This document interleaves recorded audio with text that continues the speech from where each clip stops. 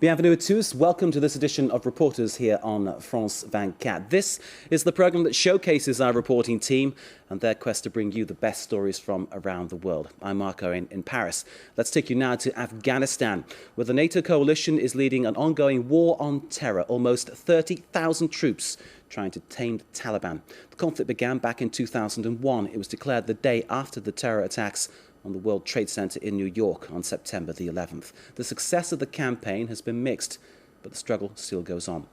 Nicolas Ransom spent a fortnight following the French commandos in Afghanistan, putting his life at risk to bring a report for you from a world danger zone that highlights the importance of the work of the French soldiers. The helicopter flies low over a suburb just south of Kabul at 300 kilometers an hour. His hands clenched around his machine gun, this French soldier's on full alert as he watches for suspicious Taliban activity. At any moment, a rocket attack could destroy his helicopter. In Afghanistan, Taliban attacks occur daily. After half an hour, we're dropped off at Airborne.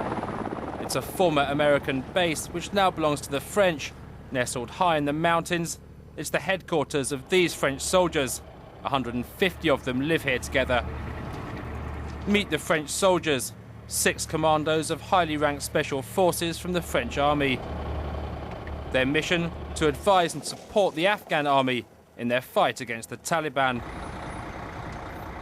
The French soldiers share the base with 80 American soldiers, paratroopers from the prestigious 82nd Airborne. Tonight, the valley's quiet. The French contingent are watching France play rugby. Even far away from home, it's beer and rugby shirts. They never miss an opportunity to watch Les Bleus play. 27-year-old Jean Gaël is their captain. He's a graduate of Saint-Cyr, France's elite military academy. Before being posted to Afghanistan, he served 4 months in the Ivory Coast. This rugby fan is Sergeant Gass. He's been here for 6 months and is missing out on seeing his 2 children grow up during his mission. Tonight they talk about everything except war and the Taliban. It's rugby night tonight. Time for a little fun. This tired soldier is Yo-Yo, the nurse. For small scrapes or serious wounds, his presence is reassuring. And there's also Chris. He's a mercenary. Behind him there's Boo-Boo and Bress, the manager of transmissions. Backing them up is Tony, an American soldier and a Brooklyn native. He's only 26 years old and he's already served 4 years in Iraq.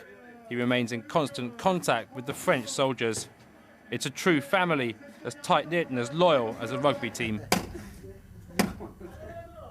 The next morning on the Afghan side, the soldiers celebrate the end of Ramadan. But there won't be time to dig into the feast. A group of American soldiers were ambushed by the Taliban and are calling for help from the French and from the Afghan army. Captain Gaël and his men prepare to go to their rescue. I have 30 soldiers right now, but I can get more. This man's an interpreter. He's risking his life by working with the coalition. The Taliban have put a €5,000 price tag on his head. Yeah, because where we are going is a bad place. You know that. It will be good. The French soldiers have grown beards and wear traditional Afghan scarves to gain the trust of the Afghan soldiers.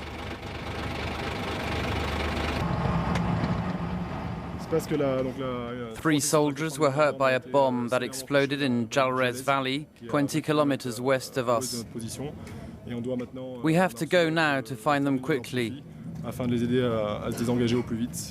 One of them was hurt by a bullet. But every excursion in Afghanistan carries a great risk.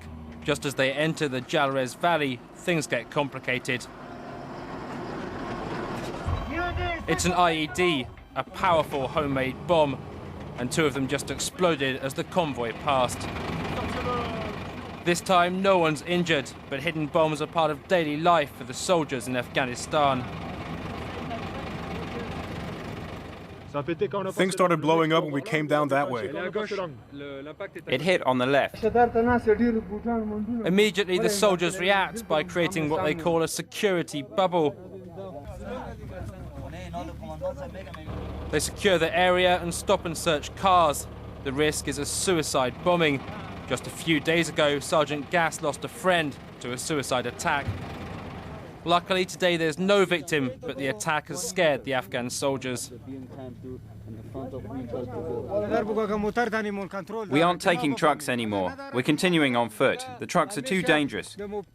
We could end up hitting other landmines. I understand that it's dangerous to go on the track, but it is still dangerous to stay here. It's not easy for Captain Gael to convince the Afghan soldiers to carry on in the pickup truck. They're terrified of hitting another mine. We'll go, but on foot. If not, we're staying right here. We have to stay with you. It's my mission to stay with ANA.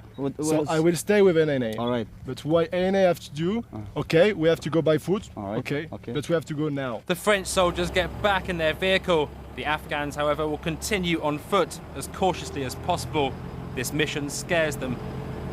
The American soldiers are waiting. After 45 minutes of walking, the group finally meets up with the GIs. It's always hell in this town. Captain Gael and his men are familiar with the country's rugged terrain, and right now the Jalrez Valley is the most dangerous area in Afghanistan. It's estimated the Taliban could number in the hundreds here. Among the American soldiers, 14 have been injured, 3 of them seriously. No deaths, but numerous amputees. The Taliban have left, but off camera, one American soldier tells us this was the worst attack he's ever seen, worse even than Iraq. There was more than just one ambush. There were 3 ambushes in different places. The Taliban are not stupid. They don't attack the same place at the same time. I have to go.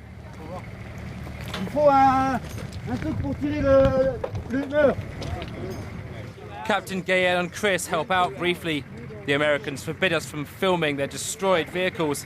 It's a painful tally for the prestigious 82nd Airborne Division. The mission continues. Captain Gael has just learned that other American soldiers a little further away remain trapped.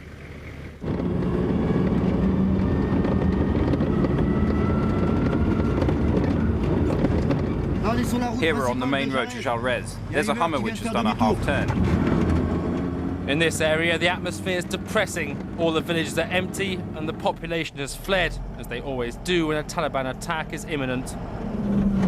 Careful, it's dangerous out there. It's okay, it's ahead of us. Our convoy gets attacked again. For the Americans, the Afghans and the French, things keep getting more complicated. Okay, by walk. The decision's been made. The soldiers decide to hunt down the Taliban on foot. Gass has just loaded his machine gun with his biggest ammunition. Let's stay back a bit, okay? Let's stay back. 200 bullets, the hunt can begin.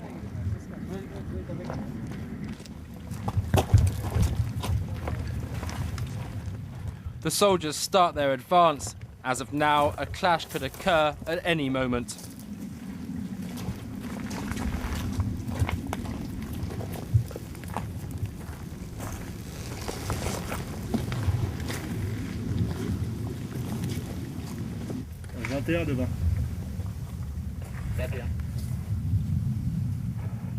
But progress is slow in this densely wooded zone. All alerts are on, and every tree provides some camouflage, but can also conceal the enemy.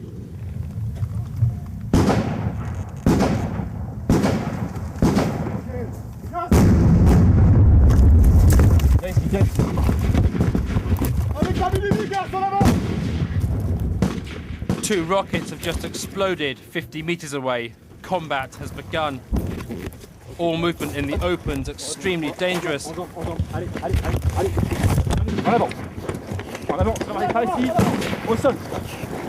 To move forward, everyone must follow orders with perfect discipline. Okay, en avant.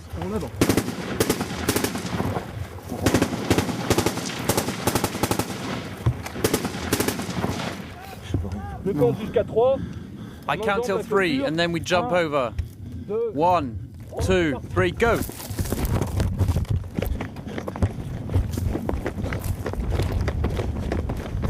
Allez, le plus bas possible, The French shots appear to have found a target.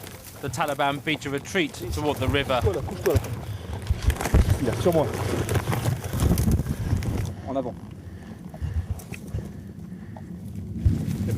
On y va.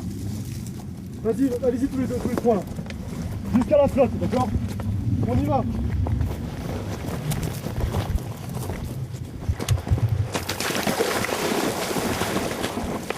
Derrière moi.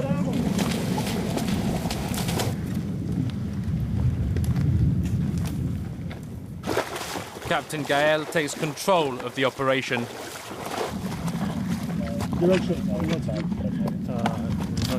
Compounds basically straight south. This compound here? Yeah, I don't know if it's that one or not, but it's definitely this direction.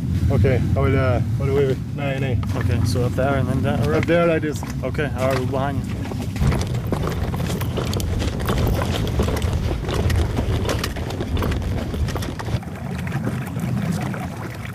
The Taliban appear to have retreated into this house, where they have a strategic advantage. Okay, je pars. But the barrage of gunfire from the French side forces them to retreat and flee.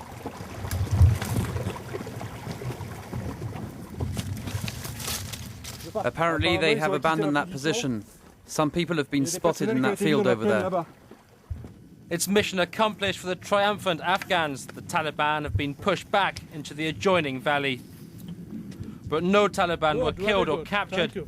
It's hard to track them down, an enemy made invisible by the mountains. We did some good work. We held our position.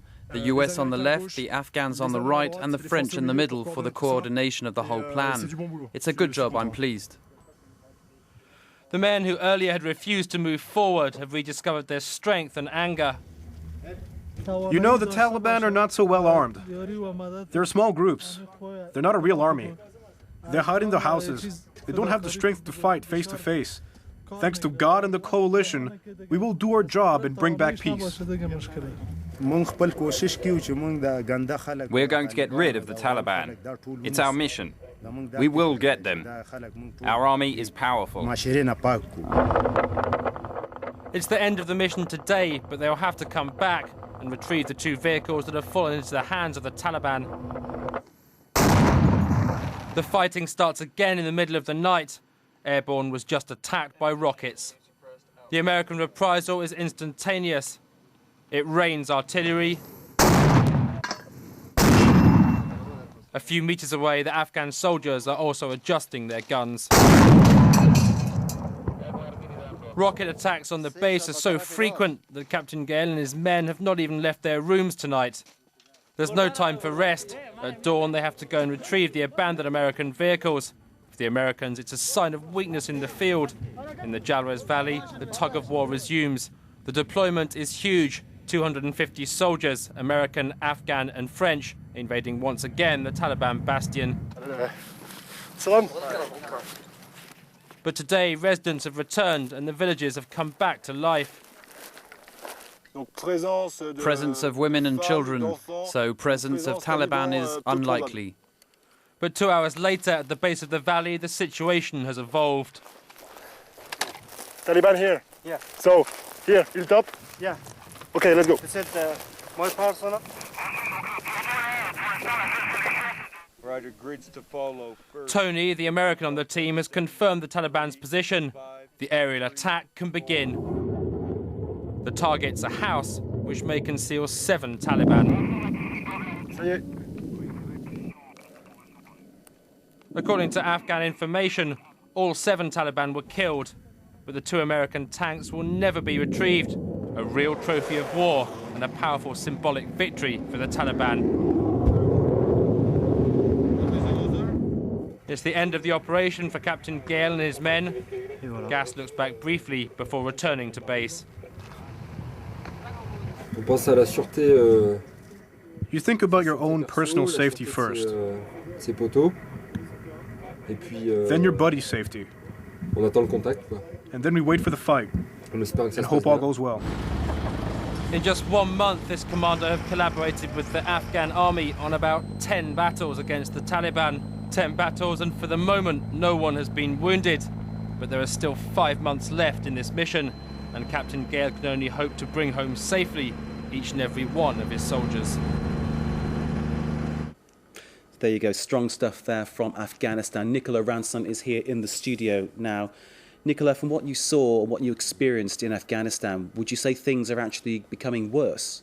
Indeed, Mark, the situation is getting worse in Kabul. We're really far from this rather cool situation in 2002 where military convoys were not secured. Right now, suicide attacks are taking place on a regular basis. For example, on the 21st of September last, a friend of all the military troops we followed died in a bomb attack in Kabul, and the dangerous situation in Kabul is quite significant. Taliban are trying to get close to Kabul after having been ousted early in 2002. I also tried to talk and get some information among secret services in Afghanistan. They're trying to get information as to the Taliban's activities. Right now in the mountains, they're trying to tighten up the noose around Kabul and perhaps even touch off some kind of bomb phenomena in Kabul, perhaps this winter. Essentially could happen by what you're saying. The thing is, though, to beat the Taliban is such a difficult task, given how they behave, how they wage their campaigns. I mean, nobody has ever won in Afghanistan, have they? I mean, look what happened to the Russians. You know, the Taliban are rambling around in the mountains, and they have dens all around the place in the valleys. They're extremely mobile and very well organized, and they're trying to destabilize the present regime in Kabul as much as they can. For example, when the Americans or the coalition troops strike Taliban places, you can never find their bodies. Ransom, thank you very much for bringing us your extra experience there from what happened in Afghanistan. That's all we've got time for today in this edition of Reporters, but join us next week for another report from somewhere around the world. Keep watching France 24.